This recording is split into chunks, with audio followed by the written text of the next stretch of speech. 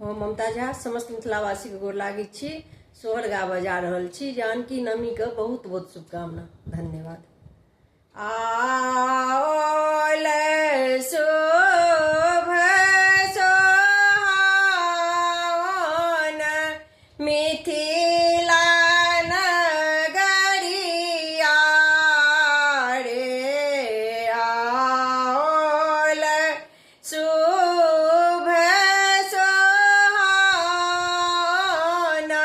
मिथिला नगरिया रे। ललना रे बाजत बाजना जो के जना कमालिया रे। ललना रे बाजन बाजत आजो के जना कमालिया रे। नामी बैसाख जोड़िया की ठीक दुपहरिया रे। नामी बैसाख जोड़िया की ठीक दुपहरिया रे।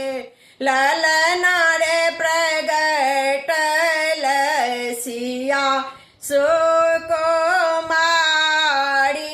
किशोर चाहो ओरिया रे।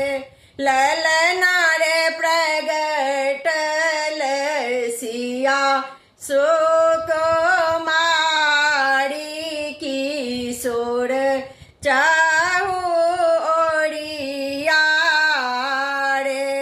ललना रे बाजत बाजना जो के जना कमालिया रे। हरखित सुनैना माई किल किलल सुरतिया रे। हरखित सुनैना माई किल किलल सुरतिया रे। ललना रे घर घर बाजे बधैया की नाचै पामरिया रे।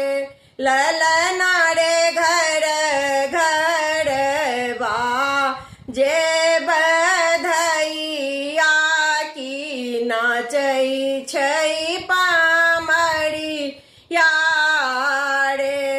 ललना रे बाजना बाजतो आजो के जना कमालिया रे। बरसत सुमन गगन साओ उठै जय करिया रे। बरसत सुमन गगन साओ उठ जय करिया रे। ललना रे झूमत नर और नारी बहे शीतल बहरिया रे। ललना रे नाचत नर और नारी बहे शीतल बहरिया रे। माधव कबीर ची सोहर मगन मन रसी